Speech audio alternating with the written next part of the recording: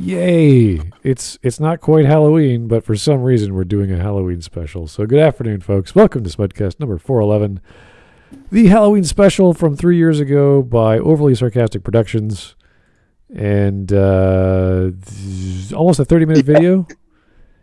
It's this bitch again. Let's give her the opportunity to express herself. I'm kidding. And to find out what she has to say. This is a hugely popular video. This is 7.5 million or a quarter views. She covers a few books of Lovecraft, which I thought were awesome. It's been a while since I've seen them, let alone read them, so I can't remember most of the stuff.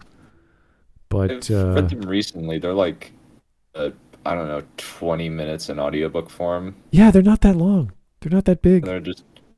They're very, very easily digestible. The only thing that's kind of like, is just like, okay, that word mean? But it's very rare. Yeah. Because he's using a lot of elevated vocabulary because he's clearly a very educated person with a very, very, very in-depth vocabulary. Right, and this is the great thing about learning from Lovecraft to do horror, because it doesn't take that long. You see what he's trying to do and how efficient and effective all of his words are. And that's what I like about all these guys in the 1900s or 1920s, and they write these fantastic stories. Yeah, it's not 300 pages of babble. They don't waste your time. They get to the point. They scare you, or they bring up the mystery, or they bring up the solution to the murder. It's all wonderfully done. So Disturb you. Yeah, well, a lot of these stories are supposed to do that, and hopefully, if you are paying attention, it works.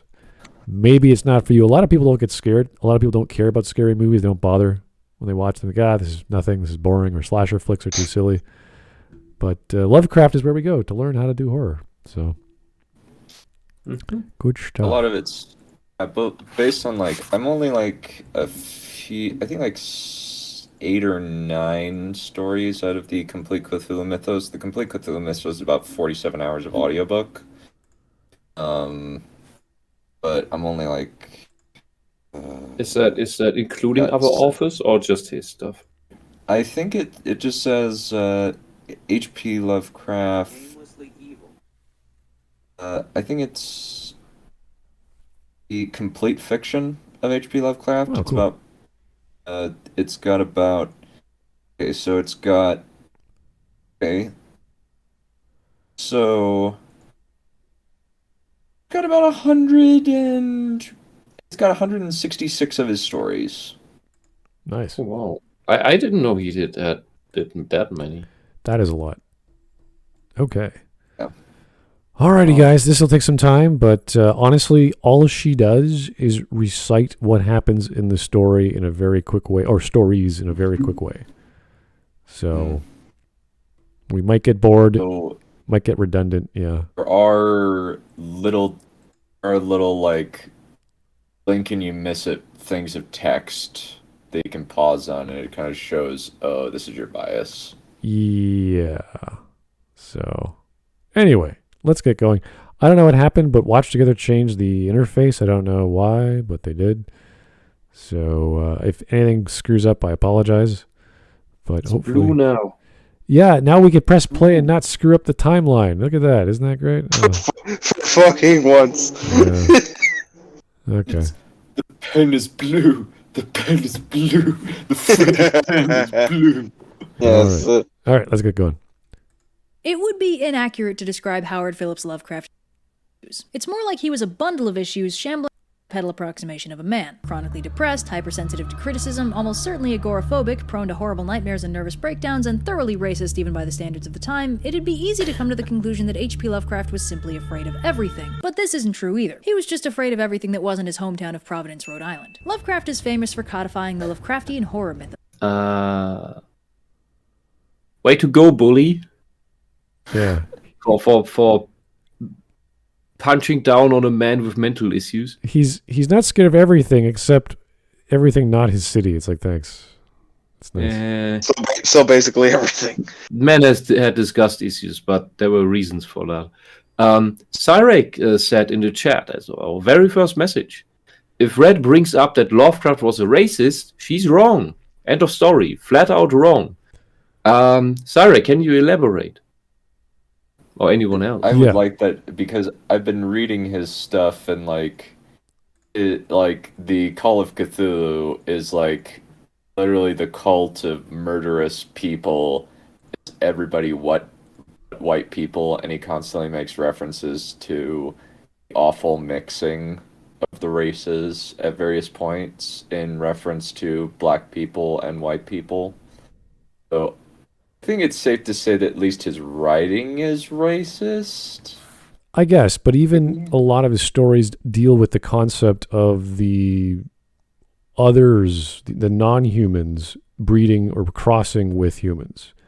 And that's, I wouldn't say the most common theme, but it's kind of this, he tries to connect those a lot as being horrific or something to be scared of or something to be aware of. So I would say that's fine as a theme. Shadows over Innsmouth, where they're breeding with fish people and they're creating a crazy abominations, and the horror of it is kind of this guy is slowly descending into, oh, I'm turning into a fish person. Right. Yeah, and the method is that they're born as human, but they slowly turn into these fish immortal creatures, whatever they are. So that's cool. That's kind of like, oh my God, that's kind of, is that going to take over the planet? Is that going to kill us off? Like, what's that all about? So he has these great ideas, and he has this mysterious way of presenting them that we're not sure as the plot gets revealed by. I'm getting Kafka vibes here. It is. Yeah. It's Lovecraft was really great at doing these scary, weird, goofy things that seem a little childish compared to our times. But if you never read this stuff, you never heard of the idea of some weird undersea god trying to unearth the other gods and bring about some weird unknown plot. It's like, oh my God, what the hell? And that's the great thing. You never find out. You never know exactly what the plan is. Spoilers. Cthulhu is just the priest of an even worse god. Even worse pantheon of gods. Yeah, we're not sure. Yeah. Exactly. It's great. That's what you do in mystery. You keep everything at arm's length and only reveal a little bit behind the curtain. Don't pull the curtain entirely, just a little bit as you go on. Also works because he's writing in Episcopal style. The word, or is it Episcopalian? That's a religion. But in the Episcopal style, where it's a series of letters/journal entries. Right. That kind of allows you to have a very limited perspective. Yeah, I'm not sure how he wrote for whatever magazine he was publishing for, but I'm assuming that's how he got paid. So he had to do it in that fashion. So it's just very common for writers at the time, but even up to the 50s and 60s, that people were writing the same style, that they were getting paid by the word essentially. So I don't think that's Episcopal style. I think that's just by the word. Episcopal is referring to a specific style where you're writing like the book as an in-world journal entry, kind of like how Dracula is written as a series of journal entries compiled into a single book. Right. The same with Arthur Conan Doyle's Sherlock. It's always told from the guy chronicling what Sherlock is doing, not from Sherlock's perspective. Mm-hmm. Same idea. It can be fun writing like that, really. Oh, it's great. No, this is a frame. It leaves you a lot of room to add stuff later. Yeah, it's a first-person view of something happening off-screen, and then it's described or visualized when you're being in that scene. So you have the frame, setting it up, then boom, you're in the moment, and then you jump back to when Watson is like, "Oh my God, I was so scared," or he's talking to his wife, and he comes back. So. It's great. It's a great way of jumping and having a break and not removing yourself completely from the narrative. So, anywho, here is who we got. Cyrek, thanks for the 2.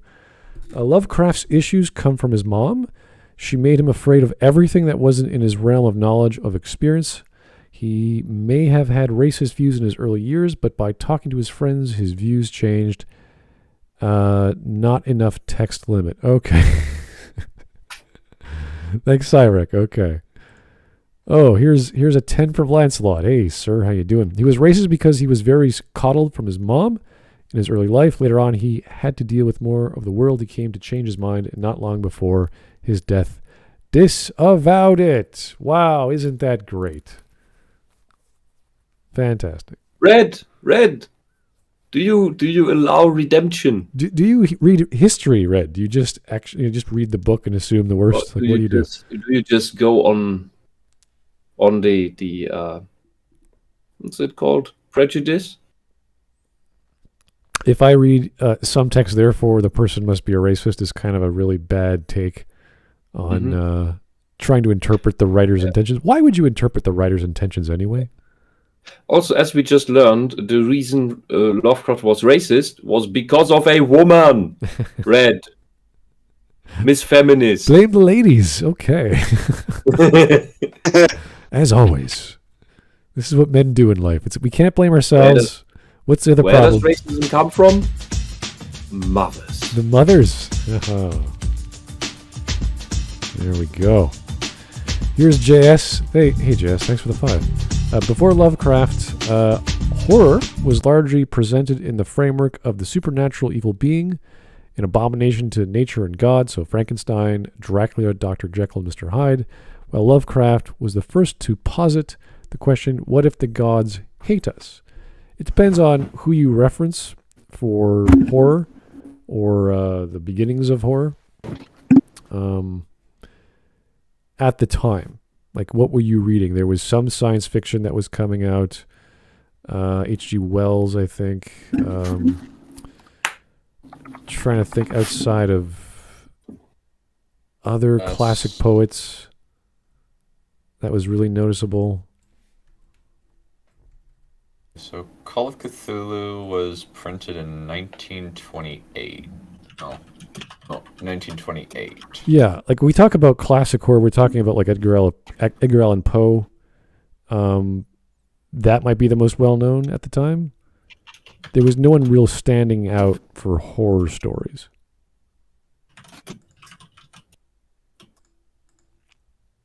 It depends. Depends who you ask, what time of the year, what time period, what part of the world, when the books were published. I'd have to look at his whole chronology to see when those books came out. But we owe a lot to Lovecraft for what he did, and the style he wrote, and the content for sure. No one ever thought of these ideas, which is great. This is why we like them. We have so much influence from Lovecraft all the way up to today with games like XCOM, which constantly reference Lovecraftian horrors or some sort of anthropomorphic, crazy alien beings. At this point, lots of space, not just horror, but space stories in general, are hardly imaginable without Lovecraftian references or elements. Fantasy has taken a lot of inspiration from Lovecraft. Yeah, the moment we talk about elder gods or something, this stuff comes up in some iteration. Like, for instance, like the Dark One in Wheel of Time is basically a Lovecraftian deity rather than a Sauron type. Yeah. Oh, there's someone just mentioned The King in Yellow from Robert Chambers. I think Lovecraft actually read that. I think he was influenced by that. It's a very odd story. It's not very long. But I didn't really get that much out of it, honestly. So there's lots of stuff that's a little too mysterious, a little too vague, that doesn't really latch on like Lovecraft did. So if you guys want to check out The King in Yellow, yeah, check it out. I thought it was incorporated into the general Lovecraft universe. Really? Oh, interesting. Yeah. The King in Yellow, being some other elder god, and he's trying to, but through the avatar of the, I may be getting this completely wrong or conflate things from the board game that we played like mad. Yeah. That he's an avatar working towards his actual reincarnation. Or that was Tulsa. I don't know. There's so much weird stuff. It's all great and It is a strange book. I never got scared from it, and I'm trying to remember the content of it. And I do recall reading it and going, this is not great. But I understood what was trying to happen there. So it just was not as memorable as Lovecraft, unfortunately. Anyway, let's keep going.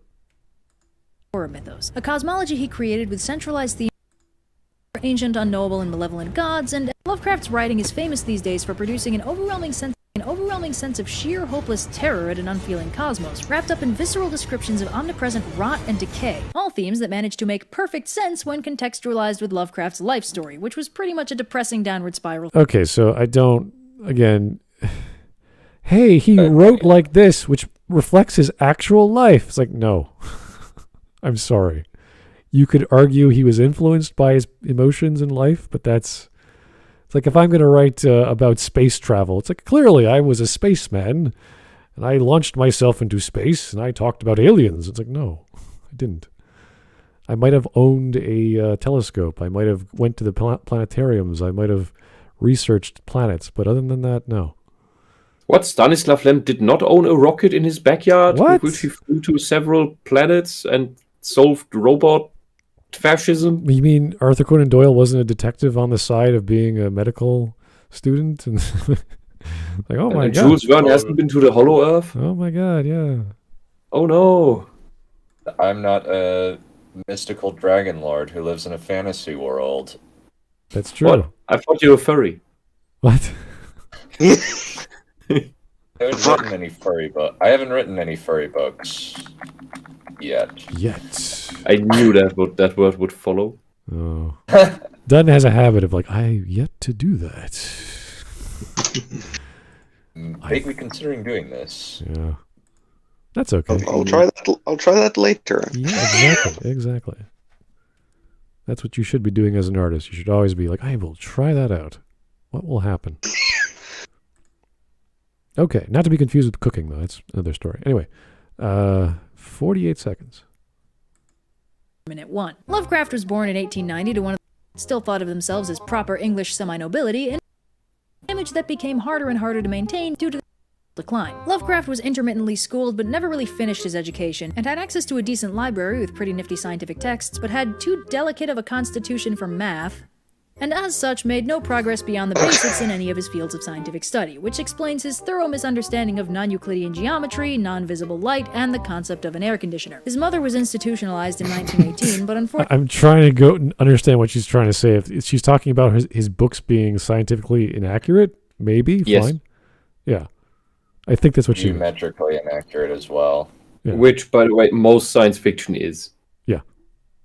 Just like he doesn't understand like what non-Euclidean geometry is. Does he mention it in his books? I can't remember. It's how he describes the look of Cthulhu's temple. Okay. That's fine. Non-Euclidean no idea what was architecture. Yeah. It was distorting to the the time had a eyes, tendency to blah, exclude- blah, de blah. It would make you nauseous time- looking at it. diagnosed women with hysteria, aka being a woman disease. When she died in 1921, Lovecraft Not took it really wrong. hard, got severely depressed, and started writing The Call of Cthulhu, one of the first stories that brought themes of existential horror into his developing mythos. Lovecraft's lack of marketable skills stopped being much of a problem for him when he married a breadwinner businesswoman in 1924, and moved into his wife's apartment in Brooklyn, which he hated more than anything, in large part because New York is one of those places where immigrants happen. Oh yeah, the racism. So What? 1920s Brooklyn. It's a bit crazy in 1920, so people are vying for attention and cash and jobs and getting a stable income to pay off the rent. Oh yeah, the Great Depression was just around the corner. Yeah, so kind of crazy then. Here's Matthew Valente. All right, they're witchcraft books. What do you expect? Okay, thanks, Matthew. Yes, I'm sure he was about to be burned at the stake if it was the Middle Ages, but luckily that didn't happen. All right. Lovecraft's proper New England breeding was a major source of pride for him. Basically, all of his stories have seriously classist and racist themes, with his heroes being well-educated white dudes with no phonetically transcribed accents, and his villains being literally everybody else. This being So because the heroes are white, and the villains are everything else, therefore he's racist. Really. So the villains being not white, the villains being not white, therefore he's racist. Like, come on.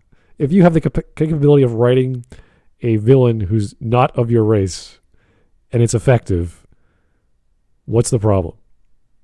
Has Red written anything by now? I don't know. I mean, Lindsay Ellis at least did by now. It's just smut. Oh yeah, she wrote smut. Is that? Yeah, it's smut. It's every trope she hates. She wrote a book that is exactly that because it panders the most to what women want to buy. Wait a second. She wrote a book about everything she hates? No, everything she just used everything she hates because she knows it markets well with women. Oh, that's kind of weird. It shows that she is not as convinced of her ideology as she. I need to make some money. To. Let me make a thing that everyone wants, even though I dislike it. Like, okay, sure. Oh dear. Okay, here's JS. Thank you for the one. You don't need to understand non-visible light to convey the horror of the color out of space. What's important is conveying that all the instruments and scientists could not understand it. In fact, I'd argue lack of understanding is fundamental to horror. Yeah, it all depends on the description. If the description is effective enough to convey to you what the writer wants to tell you and leave out the mystery of what that thing is, they keep the mystery going while adding to the suspense, I think that's fine, however they describe it. Yeah, and there was an adaptation of The Color Out of Space. Nicolas Cage. Yeah, was it Nicolas Cage really? Yes. It was in black and white, and so that you can have actually because we can't display a color that we don't know. So the movie's in black and white, but the color out of space is actual color. So it shows you this eeriness that this thing doesn't fit. Oh, you're right. That was a Cage movie. Oh my God, I never heard of it. Yeah, really. I like the idea of conveying it like that. Contrary to what was it? Annihilation, which was basically an adaptation of The Color Out of Space, with this ever distorting anomaly, and the outside of it was this weird shimmer. Because we can't actually show a color that we cannot comprehend. I don't think that it was black and white, was it? I don't think it was black and white because I'm. Then it was another, but I do know there was an adaptation of that idea that was in black and white, and the color out of space was green. Huh. So the movie. The movie I'm thinking about, I haven't seen it, but it came out in 2019. Okay. Interesting. I thought about. I saw a trailer of what I'm talking about before 2011. Maybe it was some small project. Maybe. I think it was called Dagon. Interesting. Okay. Why does that sound familiar? Dagon. Because Dagon is one of the elder gods. Ah, there we go. That's One of the Innsmouth bosses. Okay. He's also a Philistine deity. Cool. All right. Okay, here's two tips from Cyric and JS. Here's Cyric. He actually got the specifications on how AC worked almost exactly for the time. Also, his heroes aren't always well educated. Some of them are downright evil, but are always redeemable near the end of the story. Except for the guy in Innsmouth. He's pretty much given himself over. Oh, right. Is that the one where he wants to become a fish, or is that... That's the one where he wants to become a fish and rescue his brother from a thing. Most Lovecraft protagonists just die. That's true, yeah. Or go mad. Or go mad, yeah. It's great. Great end. Lovecraft books are weird. Yeah, it's good stuff. Here's Cyric. He actually got the I already wrote that one, sorry. JS, file that movie under the broad category of Nicolas Cage goes berserk. Okay, so not every Nicolas Cage movie he goes berserk. That's true. You can put that one right alongside Ghost Rider. Yes, I think he just freaks out and he just goes nuts. Yeah, but in Ghost Rider he freaks out and does shit for the right reasons. Okay, yeah, he is a hero. That's true. Okay. Yes, he is a hero. That's the difference. Yeah.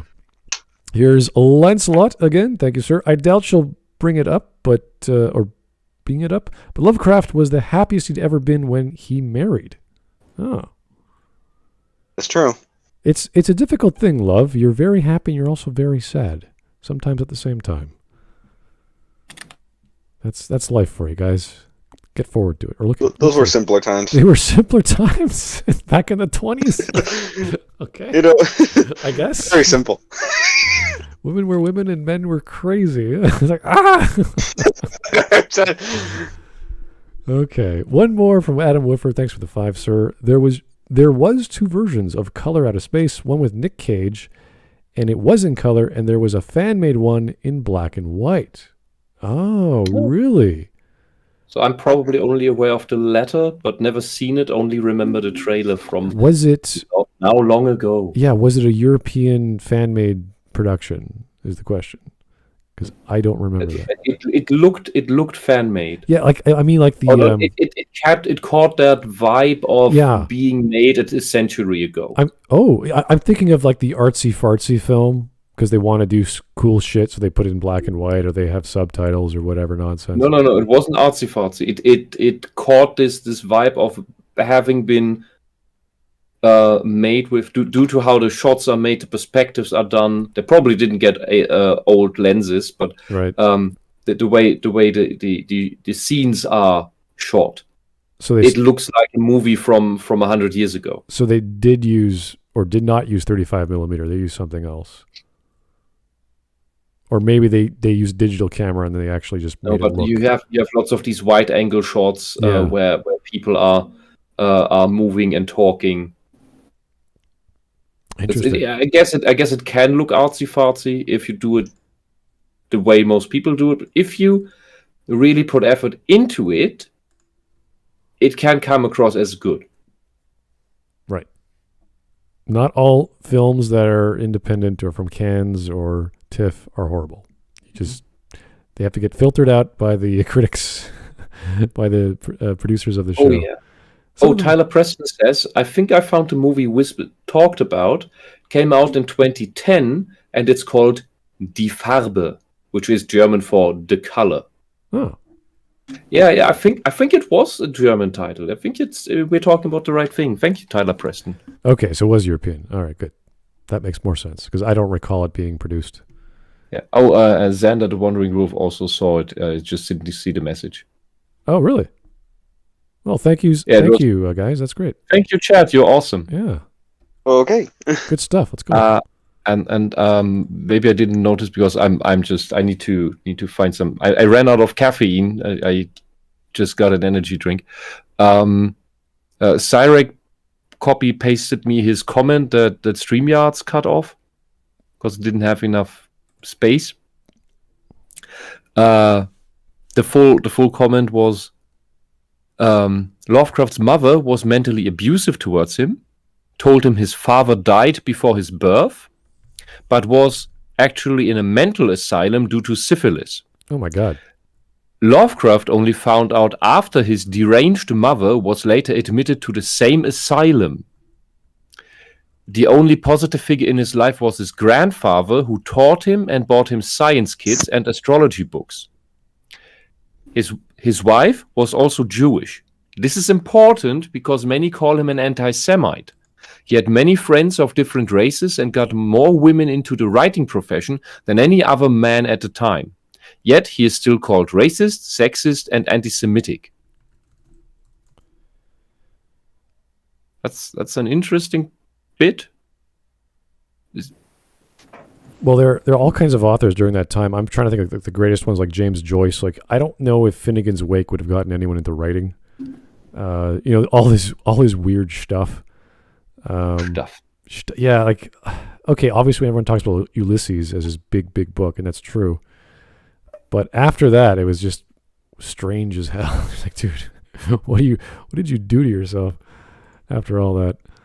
So yeah, we need to be inspired by these writers to give us insight into humanity, to either do the writing ourselves. Oh wow, he can write an awesome story. I wish I could do that, or to be inspired to do something else creatively, not necessarily writing, but look at life differently. I think that's pretty cool to get people involved, and hopefully not sickened through syphilis to have problems with your brain. That's not cool. Dear. Yeah.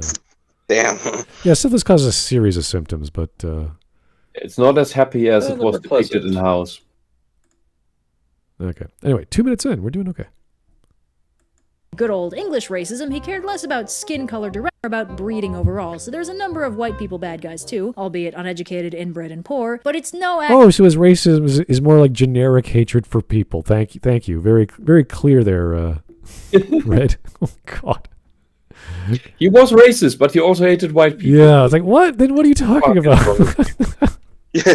Well, Tyler Preston adds that his wife was a Russian Jewish woman.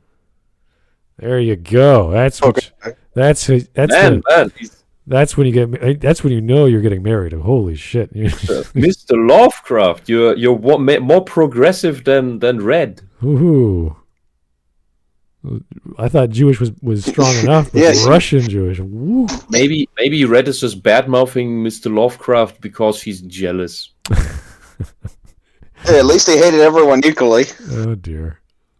Kinda. It's like an Alan Moore. He's like, I hate you all. You all suck. I don't know why I wrote books for you. You're horrible people.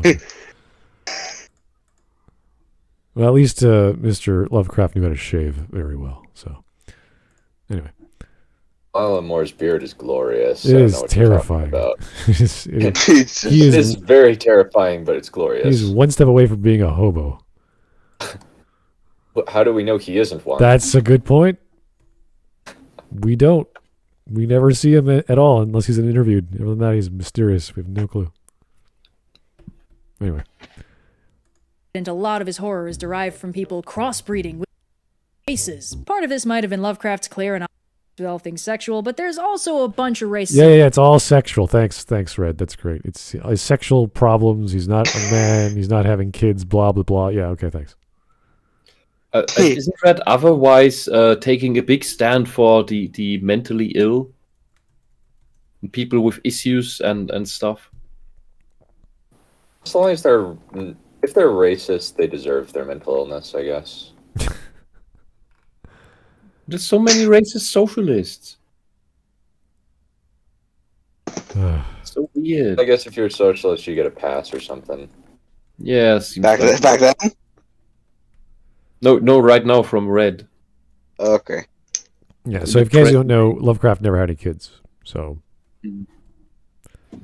I'm not going to read into that. I'm just saying that he had no children, but he did write stories for kids, though. So, you know, Yes. he wasn't completely. Red, why haven't Oh, you called him asexual yet? Maybe it was a choice. Yeah. Yeah. He wasn't married that long, but still, he could have the opportunity, and they could have talked about it. They could have considered it. Maybe they actually had an argument. Adults talking about their life and future, and they said no. That's fine. Good for them. Oh, Miss Lovecraft, I love you, but I cannot have sex with you, for it grosses me out. But it is not because of you, but because of the process itself. For it is full of the sticky mucus and several other bodily liquids that we exhume and intermingle. And Non-Euclidean geometry involved. So then Lovecraft, these strange Lovecraft, organs like vegetables from space. so Lovecraft was a goddamn germaphobe. Oh, Not yes, exactly, but I think he was. Some things It's pretty do read clear. like it, but It's clearly germophobic. He just clearly hates germs and all things dirty and slimy. Meanwhile, you look at what he actually writes about, and it's like, oh my god. it you depends. could- Yeah. maybe his writing is part of coping. I don't know when germophobia was diagnosed or defined. I don't know, but probably it's probably likely. So, anyway, here is Adam Woodford again. Thank you, sir, for the 5. Weaponized Nerd Rage did an awesome video about H.P. Lovecraft life and how he changed over time and pointed out where his racist from his aunt's mom. Out where his racist came from, or where his influence came from? Oh, someone else wrote that he got his early racism from his anti-Semitic aunts. Oh, interesting. Aunts and aunts, yes. I use both, depending on how much I was drinking that night. All right. Lovecraft eventually got overwhelmed by the horror of the outside world. Yeah, of course, yeah. He was terrified of reality, and he just started writing. Okay, sure. Living in a big Definitely city, scared of things. especially these big U.S. cities, they're dirty. This They're is crime-ridden. true, but If you have the chance, if you can afford to live in a rural place and have your supplies, and you're fine with that. I know, but People do living it. in New York, Brooklyn, it's like, oh, it's so disgusting. I'm going to stay inside. It's like, oh, wait, I got to pay the rent this week. What do I do? Yeah, and if you don't have any interest for the entertainment hobby stuff that the city offers, why would you want to stay there? Yeah. Lovecraft doesn't strike me as the guy who'd go to clubs and such. Dancing, yeah, but probably not. Anyway. I admit he would probably stay home and write, but not because he was terrified of the outside world. That was part of his motivation to write, I'm sure, but not all of it. Providence lived on a dwindling inheritance for the rest of his life from intestinal cancer at age 46. Overall, an unpleasant life steeped in mundane misery and crippled by fear at every turn. With the context of Lovecraft's overwhelming disgust and horror for everything he didn't understand, almost his entire body of work begins to make sense. The thing that makes Lovecraftian horror and the thing that's kept it popular... This is, again, this is his psychology. You could read it from his books. Like, no, sorry. You cannot. You can try. But once you start jumping into horror fantasy, you can't just say, well, this is clearly an expression of his hatred over his mother. It's like, no, I'm sorry, no. You're not some Sigmund Freud student with this new theory that you could read the writing of a writer and go, yeah, this is clearly a projection of his hatred over his dad when he was 4 or something. It's like, no, please stop. Is this overwhelming fear of the unknown, a concept unknown changes with social and scientific developments. Even though Lovecraft's works haven't aged well at all, the underlying principle is sound. If you don't fully understand something, you can interpolate existential horror and turn every mystery into a nightmare of things man was not. Okay, this is a very loose interpretation, but okay, fine. You don't understand something. What does fill in the gaps with horror mean? What the hell does that even mean? Basically, you use your mind to fill in the gaps that are not Imagination. If it's not an explicit detail, then your mind can fill in the gaps of what something looks like. Like, if you look at most of Lovecraft's work, monster rarely gets physically described. It's kind of just, it was beyond horrifying. It was a creature of such horrifying dimensions that I cannot write of it in this. Right. But think of this in any other genre. It's like, subject is not fully understood. Okay, the mystery genre. Fill in the gaps with death. Oh, it's a murder mystery. Okay. How do you do it? It's like the writer writes. How, Red? How does... Stephen King writes horror. This is where he writes it. It's like, no, that's not...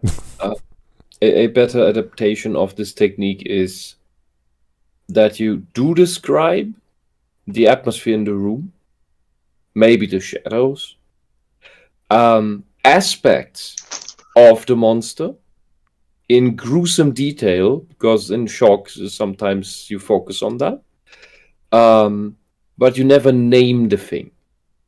So that next time the monster comes up, you get hints of some of the established things and some new ones, so that the reader, are one, reminded of the previous horrific situation with the thing, but there's also new stuff that you weren't aware of. So maybe it's something other, something worse, or the same thing but you didn't notice, right? And this is uncertainty, and this uncertainty is what creates the horror. If you just name every time, in the room there was a proto-Shoggoth, and as we came back to the proto-Shoggoth, we silver bulleted it, so the proto-Shoggoth died. That's boring. Right. I mean, this. Instead, you describe the slivering, oozing black eyes that are too many to count, and in places where no eye has any need to be. Right. The way that she's shown this on the screen, it sounds as if she doesn't know what she's describing. Like, this replace horror with action or romance or what. It's like, do we assume that the explanation involves the term itself? Like, this is how you make coffee. Make coffee. That's not a step-by-step process of making coffee. Like, I need more information, Red. And yes, horror involves details and bits and pieces and things that are gross and mysterious and dark and mysterious. Like that, you need that for sure. But she's not saying that. She just says, just slowly reveal the horror. Like, what? No, that's not Lovecraftian. That's not how he does it. I'm waiting for the day that we learn that Red wrote Ruby fanfiction. Well, yeah. How do you write fanfiction? Go to fanfic.net and write. Thanks, Red. That's great. Anyway. To know. And separate from that, the aesthetic of Lovecraft's overwhelming fear of the ocean produced a memorable, nasty horror aesthetic grounded in slime and rot that was far removed from the cold stone sterility of the previous gothic horror genre. So, all that in mind, let's take a look at a few of the genre-defining short stories cranked out from Horrible Phobia's Lovecraft's darkest nightmares.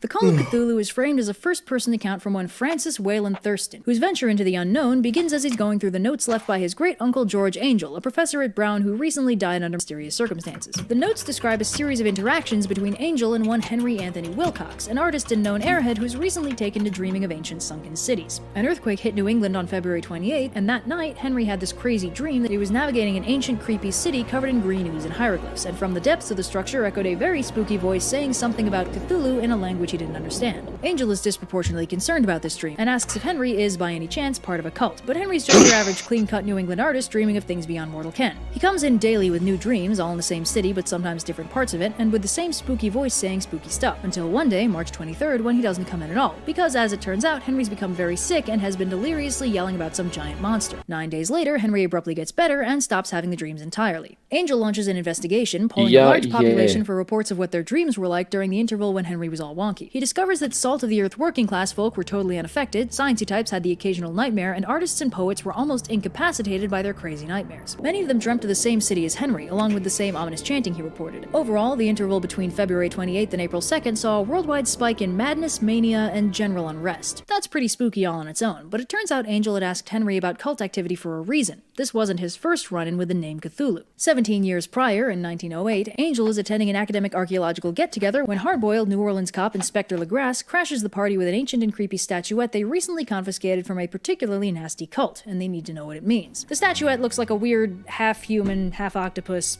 half-dragon thing. The archaeologists pass it around, but nobody can identify the cultural origin and nobody can read the glyphs. The one dude claims he's dealt with a tribe of devil worshippers who seem to have... such a strange monster. I'm amazed at the creativity that it took to create Cthulhu. Mm-hmm. Yep. Oh. Yep, there's movie monsters today that we don't see as creative as that. Here is JS. Thanks for the tip again. A lot of horror stories in undertone of rejection of enlightenment. Maybe not everything can be understood and explained through science and rationality. That's fine. It's not that you don't use scientific, purely technical terms.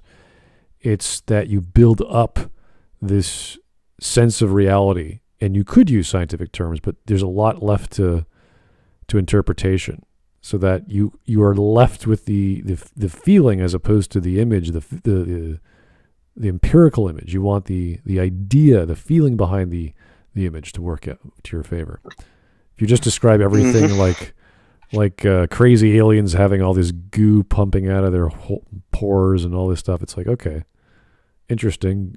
I know what that means. I think I know what that means through organisms doing that. Are they infected? Is there something weird about them? Is there some sickness they've got? Or is that just normal?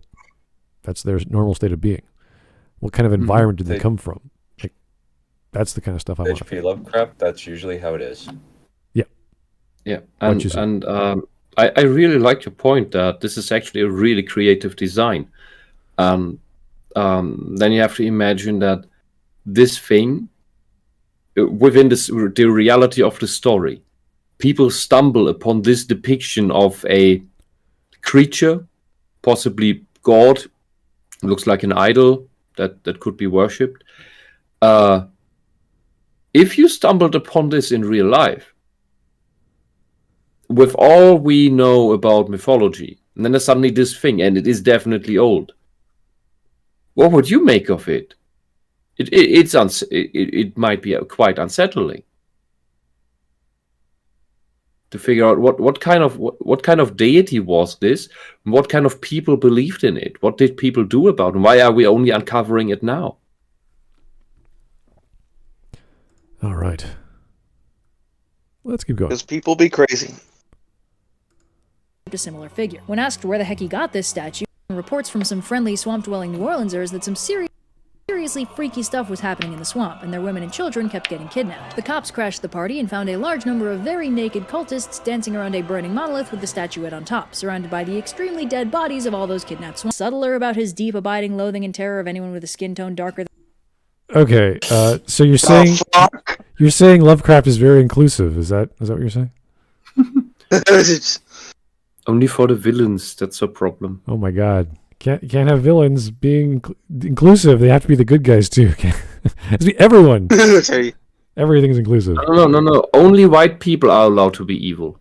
Oh right. Must be evil. Oh, unless it's a what is that trope? There's the white savior complex. It has to have the Native American spiritualist, or what the hell is that trope called again?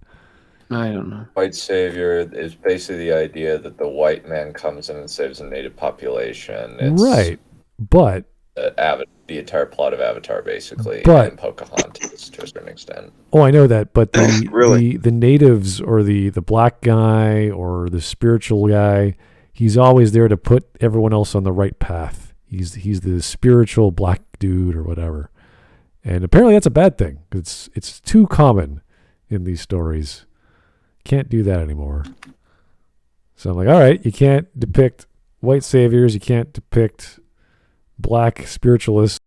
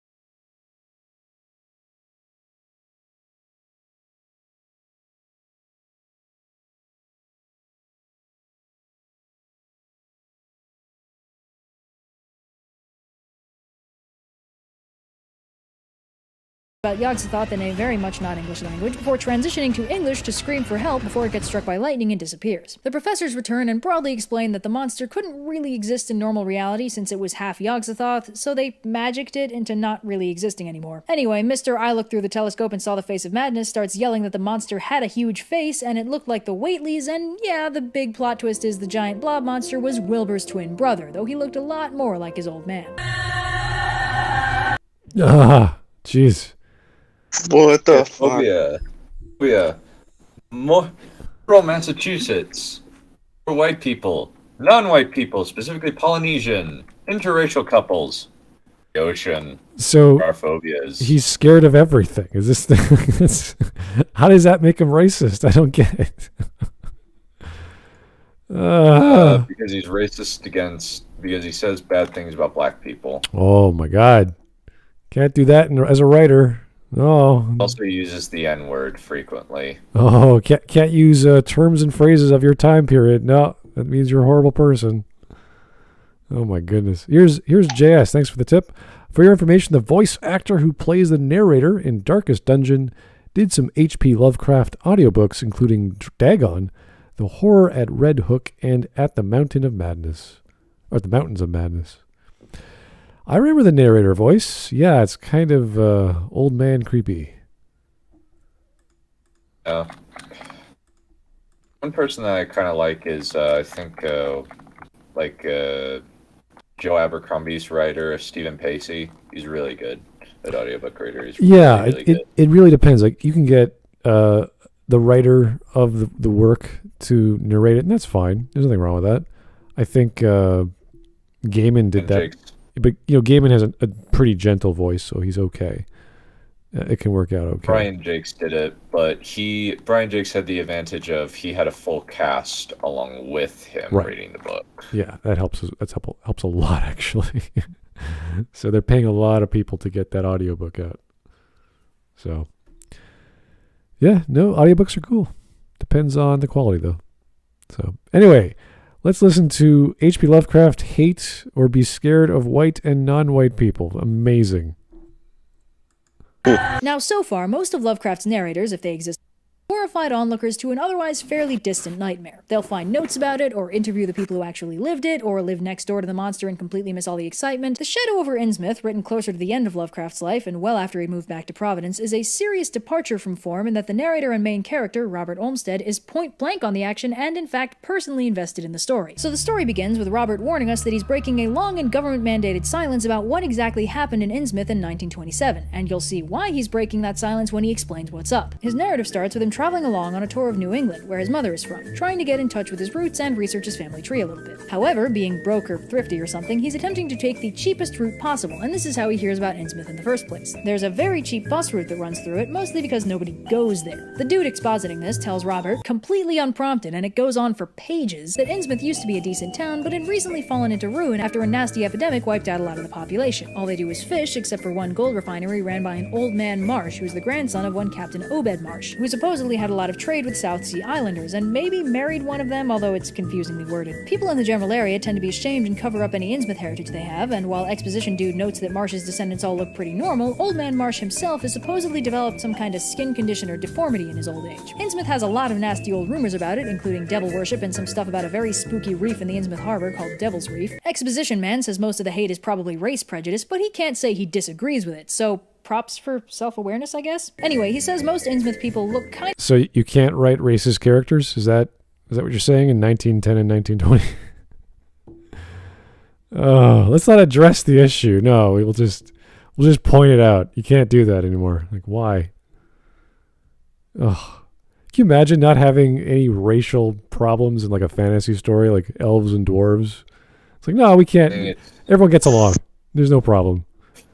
Fine with that, so long as there are so long as it's not directly a real world race. If it's a fantasy race, they don't care. Right. Same with Star Trek. You have any racial discrepancy between the strong Klingons and the weak Vulcans, or the weak any race aside from Klingon? It's like no, I can't talk about that. No, it's too racial. It's okay. Too much hatred there. It's like a warrior race talking about how strong they are. No, you can't do that. weird with like big bulgy eyes and stuff, and they tend to go. And place your bets, everyone. So yeah, Innsmouth is weird and private, and they don't like strangers, but the bus is really cheap, so what are you gonna do? Robert does a little more research and finds a piece of very weird-looking gold jewelry covered in weird oceanic designs and fish frog humanoid monsters. The curator mentions that the Marsh family keeps trying to get this piece back, and she suspects it might be part of some obscure pirate hoard found by Obed ages ago. She also explains that the devil worship rumors aren't completely unfounded, since the locals have apparently taken to worshipping Dagon, who in real mythology is a Mesopotamian grain and fertility god, but in Lovecraft land is a fish demon nightmare thing. Anyway, our hero Robert What Are Warning Bells Olmsted hops on the bus the next day and is immediately creeped out by the bus driver, who is very distinctively ugly. Big bulging eyes, receding forehead and chin, overall fishy look, and also smells really bad. I'm sure it's nothing. Anyway, Robert begins his walking tour of Innsmouth and finds the place very creepy, very smelly, very empty, and very inhospitable. He notices that almost everyone looks similarly himself. Fulfilling his role of video game NPC, the storekeep draws a map for Robert and sends him on his way. Robert locates Zadok, lures him into an abandoned part of town with a bottle of booze, and gets him talking. Zadok is a drunken fountain of exposition. Hooray! More of this! And starts at the very beginning with tales of Obed Marsh, who starts off his exploits by sailing to a South Sea island. Yeah, she makes lots of reference. Like, there's nothing wrong with exposition. It's a fairly neutral term. But, you know, you're going to tell stories within stories. You have to do that, whether it's dialogue about something that happened in the past or their own story or whatever. That's normal. So what is she expecting? I don't know. It's how stories work. Can do exposition poorly, like the thunk clang, as you know, BS. Oh, okay. There's ways, there are wrong ways to have explanations and setups in a very long-winded style or in a very brief method. It doesn't explain enough. But most of the time, exposition is to give you the necessary information to get the plot moving or in the right direction.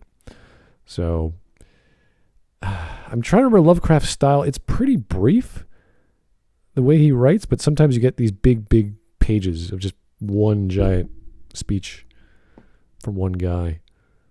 So, but that's not uncommon during stories like this, where it's a big mystery and there's this one guy who knows something and it's the only lead you've got. Or the only guy who's like willing to talk to you because everybody else is creepy. Yeah, and he's partially drunk, which is great. So you have this weird, goofy story about some crazy stuff that you can't quite believe, but you might believe because it's from a drunk guy.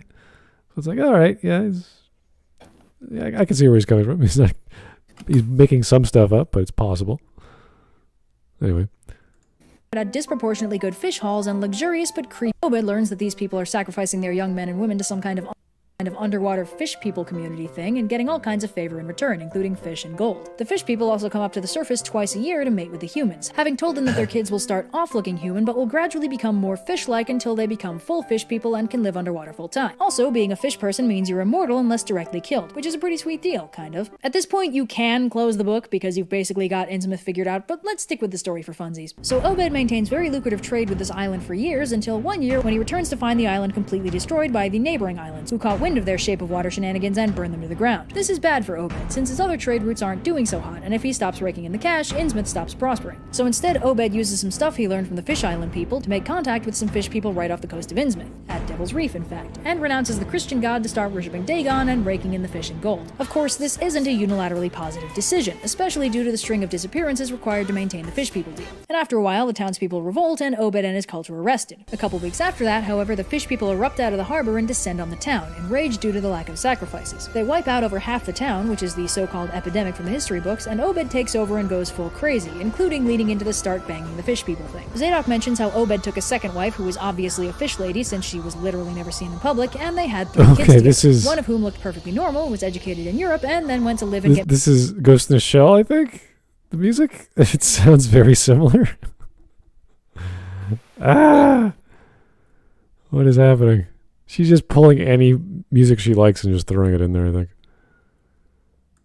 Arkham. She's basically the only Innsmouth person to have ever left. eventually died, but Old Man Marsh is still kicking and probably only a few years away from a full fishy transformation. Zadok starts getting increasingly manic and tells Robert that the fish people are planning something and they've been bringing stuff out of the water and hiding it in the abandoned old houses. He also name drops Shoggoths, a Lovecraftian staple that are basically big blob monsters with lots of eyes and mouths. Anyway, then Zadok freaks out because he sees something swimming for shore, orders Robert to get the heck out of town because now they know he knows too much, and then runs screaming into the town and is never seen again. Robert nervously heads back to the bus, but wouldn't you know it, it's got sudden engine trouble, and Robert has no choice but to stay the night in the Gilman Hotel. The Gilman... Okay. So Robert gets a room, but is too hopped up on adrenaline to get any rest, in part because his door bolt was removed and he spent some time replacing it, which is good because a few hours into his stay, he starts hearing someone trying to get into his room. This is when Robert wisely decides the time has come to get the heck out of Dodge and manages to escape through a window while an increasing horde of not very human-sounding people try to batter down the doors. Robert makes it down to street level and sees a very large crowd of very fishy-looking people streaming out of the hotel carrying lanterns, clearly looking for him but with no idea of where he went. So he starts trying to Metal Gear his way out of town, and upon realizing they're going to be blocking off his means of escape, decides to try and follow the abandoned train tracks out of town towards Arkham, hoping they won't be guarded. He imitates the Innsmouth fishy shuffle to avoid attracting attention, and manages to make it to the tracks before he has to... Yeah, the thing is called Arkham. Oh. The city's called Arkham. Okay. So it's like it's a staple. Miskatonic University and Arkham are always the staples of a. It's like an Easter egg. Interesting. Okay, I did not know that. In the undergrowth to avoid a large and very not human procession of Innsmouth folk tramping down the road looking for it.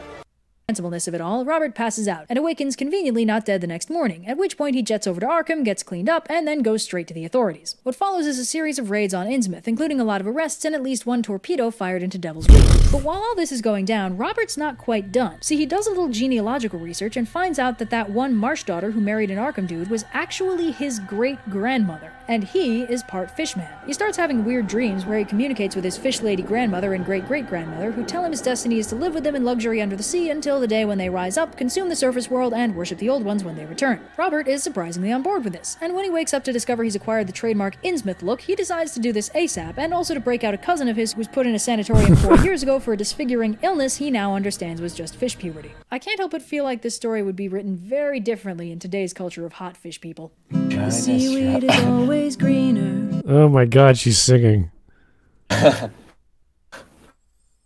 Picked this song not only because of its general thematic appropriateness, but because I think Lovecraft would have an aneurysm if he knew The Little Mermaid was a kid's movie, and I find that personally hilarious. Okay, she doesn't like Lovecraft. We get it. Jeez, that was just blah, blah, blah. This is what happens. Here's a racist comment. Like, thanks. Racism! Yes! Oh my god, he said something about a non-white man and then a white man who becomes a fish man. It's like, yes. And that's the plot. Keep going, there's more. There's more? Oh my god. Do we have to hear her singing?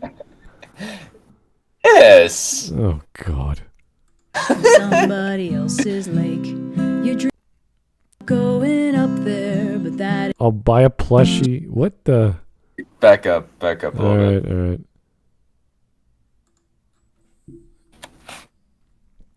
Did we miss something? What's going on here? Right. My mom's from New England, and my dad makes a lot of fishman jokes about it. So far, it's all in good fun, but let you know if I start growing gills. Ha ha. Tricky. You dream about going up there. I'll buy a plushie of baby Waitley Dunwich monster. It's basically a potato with a whole bunch of eyes, right? Sign me up. Ha ha. That is a big mistake. Protagonist discovers secret fish person ancestry and is invited to live in luxury under the sea. The plot of Shadow over Innsmouth, Aquaman, or Barbie in a mermaid tale. Pretty accurate, actually. That's actually the plot of all of those. Yeah, Aquaman I could see. Same with Barbie. Yeah. It's actually, like, really similar. Like, Aquaman and Barbie in the Mermaid Tale, literally the same plot structure. Yeah. We could... And like, almost the same sequence of events. Yeah, we could say it's kind of weird. Influence. I wouldn't say that they based the plot around a horror novel, but the idea of discovering your heritage, and you're really a prince of this kingdom. It's like that's pretty common. So undoubtedly, yeah, just with a horrific tale attached to it. Funny how I didn't remember reading the book, but funny how after all this was just like terror, horror, scary, and then he's like, yeah, I may as well just be a fish man. It's like, okay, okay. Weird story there. Anyway. What a story, Mark. It's a 180, yeah. Such wonderful $5 patrons. Yay. What more are you looking for? Give her your under money. the sea. Under the sea. Is she playing a ukulele? I bet she is. Yes, she is indeed Yeah. playing the ukulele. Yeah. I have this strange feeling she's one of those girls. Darling, it's better like down the- where it's wetter. Like guy with acoustic Up guitar, on the only shore they slightly work worse. Well, at least it's not banjo. Out in the sun they slay, floating full time to floating under the sea. God. Holy jeez. You're welcome. It's kind of offensive to have this kind of take. And just to point out that he hates white people too. It's like, oh, wait, then he's not racist. What are you talking about? What's going on? Yeah, in some of his stories, it seems a bit odd.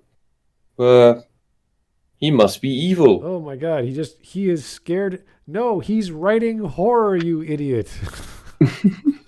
Just happens to include the N-word because that's the time period. Yeah, same. Hey, the same with Agatha Christie. She used it a lot too. Yeah, it's like calling UNSJW red. And she was writing stories that had all kinds of like women's empowerment and voting and all kinds of stuff like that. And it's fine. No one's offended by great writers, and nor should they be. Oh, here's Lucas. Thanks, Lucas. Lovecraft did nothing wrong. Well, maybe the marriage didn't work out too well, but that could have been a mistake on his part. It's up to his interpretation, of course. Maybe it was the best thing he ever did. Who knows? Anyway, guys, read some Lovecraft. It's easy. It's not too long. It'll creep you out a little bit here and there if you're creeped out by stuff. If you're not creeped out by stuff, it's nice to know at least one story. But yeah, definitely read him. Edgar Allan Poe is my other recommendation in general.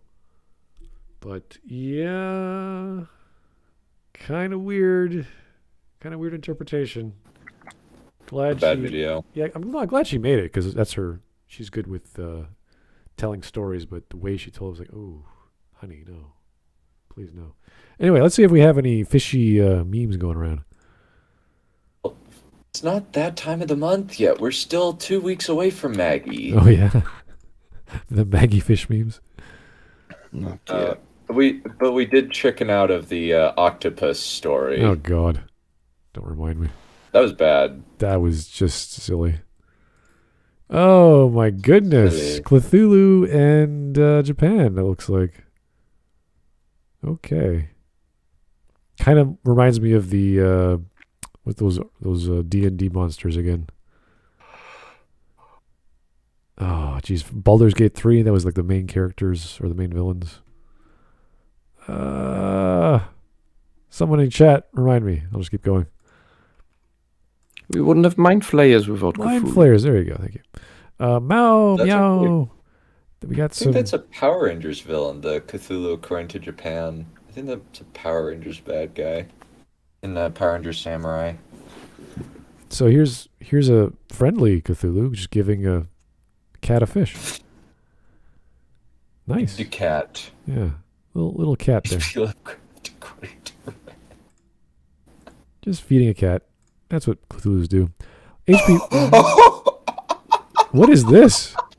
Sayonara, nigga! Whoa! Thanks, Mark. Okay. Jesus. Noob. Sorry, what is this? Shub Niggereth. This is a. Nagroth. Shuknigurov. She's a nice mother. She's a sister, isn't she? A big sister? I think she's like, yeah, but she's like really, really weird. She has this other demonic friend as well, who's trying to get in on her little boyfriend she likes. She's overly protective about him. So, one of those very caring and overly protective demonic creatures. All right, and the last one is Lovecraft Girls or How to Prevent the Apocalypse, a webtoon. Really? Sounds great. I will check it out. Thank you, Joe. Always nice. Okay, that was okay. It wasn't too wasn't too pissed off. Some bad I'm takes. sorry, I'm too tired. I think I missed out on some. Red is not for everyone. She's overly verbose, and her takes are obviously biased. So, thank you guys for the suggestion. That was good. I liked it. Keep them coming. Not sure what we're up to this week. What is this week anyway? Is this? Oh no, next week is. We got an entire week to wait for our two themed videos on Friday. So plenty of time. Yeah. Plenty of time to wait. Catch other videos. We got Renegade Cut. I'm so excited. Oh God, who knows I what's was up next? afraid to ask. Yeah, another week for Renegade Cut. But what a great. Well, this is. I'm just coming off Thanksgiving here in Canada, so still having great leftovers and lots of turkey. So yeah, things are good. Hope everyone's doing a great time this week. Thank you so much for the suggestions. Keep them coming. And we'll talk to you guys tomorrow, hopefully. If not, we'll see you soon. Have a great night. Oh, yeah. Smart. What? Smart. What's happening? What? May I show? May you shill? Yeah, Who you people keep asking me that I do stuff on my channel, my empty channel. Oh, yourself. Shill yourself. Go ahead, yeah. Yeah, and I did stuff on my empty channel. Nice. What's it If called? you want to see, I did long streams with Cyrek and Zeta. All right, give me the link. I'll put it in the description. Okay. All right. Guys, check out the link in the description once the video is finished baking, and we'll talk to you soon. Bye-bye now. Bye.